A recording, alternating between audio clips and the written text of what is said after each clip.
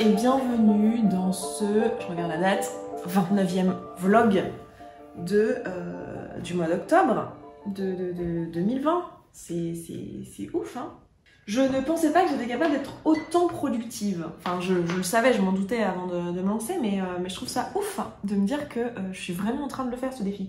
Écoutez, je vais super bien, j'ai très bien dormi, j'ai pris toute ma matinée pour moi, tranquillou, là il est midi et demi, j'ai vu mon psy ce matin, enfin ma psy, j'ai un témoignage à monter pour mettre sur la chaîne coach, donc je vais monter ça, j'ai le vlog du jour à monter aussi, et après j'ai l'appel que j'adore de croyances limitantes à 16 h et derrière ça un coaching de groupe.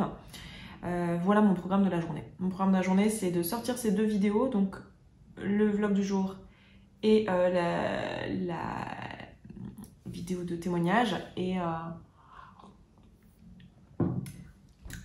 voilà, that's it, hein, j'ai envie de dire. Et puis bien sûr, ce soir, on a l'allocution du président, hein, donc c'est parti pour un reconfinement, je pense. Hein. J'espère, en tout cas, j'espère que c'est ça qu'il va nous dire, et pas un espèce de truc un peu en mi-molle de on confine mais quand même on voudrait pas perdre des sous, donc s'il vous plaît allez bosser quoi.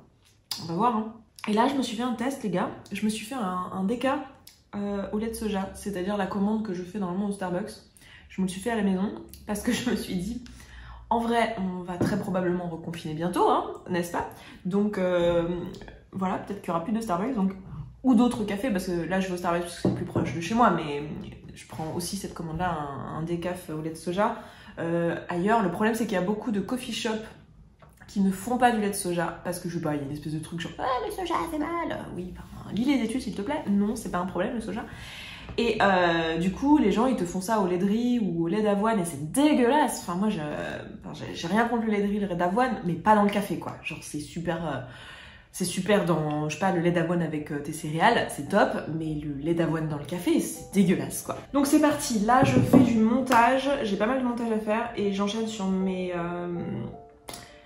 coachings et je pense que je vais vous reprendre après, une fois que j'aurai fait tout ça. Et puis écoutez, allons-y dans cette jolie et joyeuse journée avec mon petit café avant qu'il refroidisse.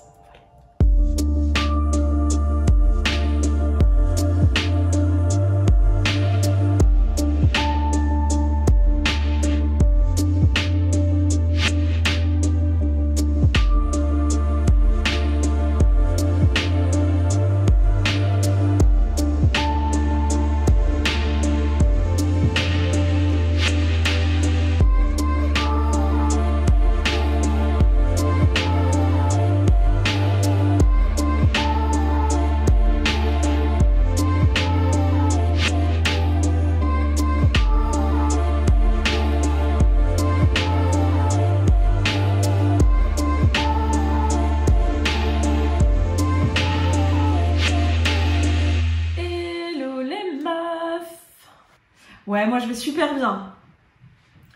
Je suis très contente. Vous le savez, l'appel croyance limitante, c'est mon appel préféré de la semaine. Donc moi, à chaque fois, je suis à fond. Je suis très contente de venir vous botter les fesses.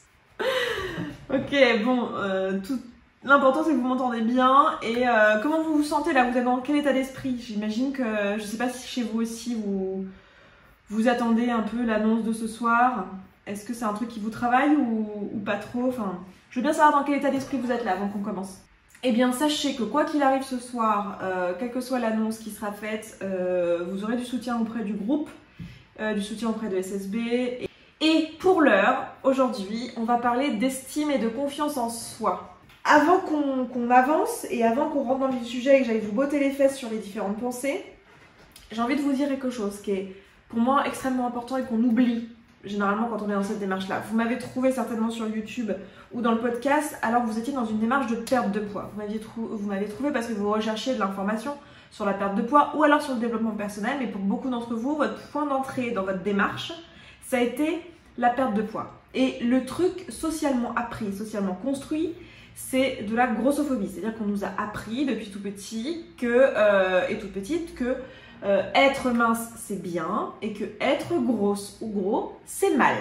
Et que être grosse ou gros c'est être feignant, c'est être ridicule, c'est être quelqu'un qui se laisse tomber, c'est ne pas se respecter, c'est tout un tas de trucs, de caractéristiques psychologiques qu'on associe aux personnes grosses et en obésité.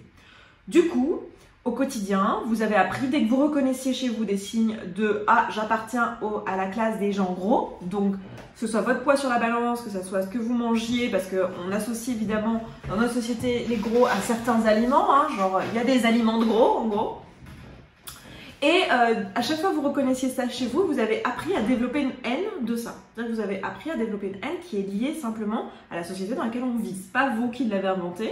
Quand on est dans ce truc-là, on a tendance à se dire, ok, pour pouvoir m'aimer et pour pouvoir avoir de l'estime et de la confiance en moi, il faut que je perde du poids. C'est-à-dire que quand j'aurai perdu du poids, je m'autoriserai à me dire que je suis quelqu'un de bien, que je mérite, que je m'aime, que je me trouve jolie, que je me trouve badass, que je me trouve capable de faire des grandes choses, etc. etc., etc. et j'en passe, hein. Mettez là toutes les choses qui vous valorisez. Autrement dit, on voit les choses à l'envers. C'est-à-dire qu'on s'auto-explique qu'on s'aimera quand on aura perdu du poids. Comme si c'était dans ce sens-là que ça marchait en fait. Sauf qu'en réalité, ça marche dans l'autre sens. C'est-à-dire que c'est parce que vous vous aimez et parce que vous avez de l'estime pour vous et confiance en vous et en votre capacité de le faire que vous allez perdre du poids. C'est pas dans l'autre sens que ça marche. Donc, et c'est vrai pour tous les trucs identitaires. Je vais être mince, donc je pourrais m'aimer. C'est plutôt, c'est parce que je m'aime qu'en fait, je vais perdre ce poids-là. Je vais perdre ce poids-là et je vais le perdre d'une place d'amour et pas parce que je me déteste.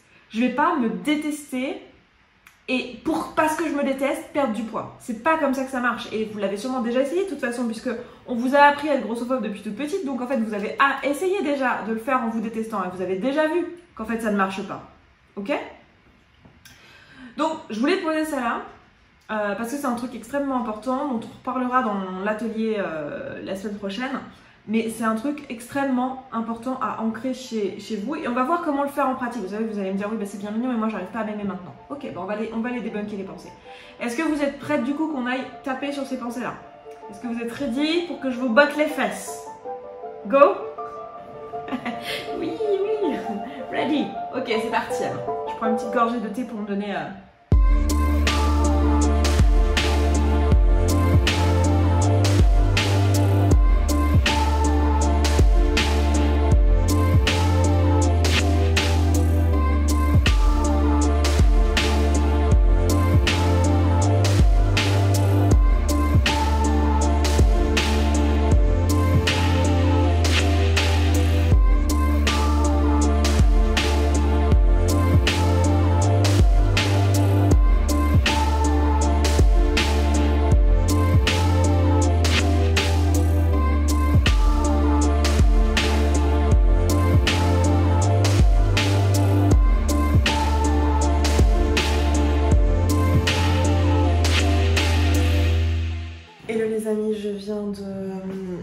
finir ma journée, mes mises en ligne et tout. Il est 19h46 et comme vous le savez sûrement, bon vous verrez ça demain, mais il est 19h46, donc dans un quart d'heure en gros on nous annonce qu'on va reconfiner.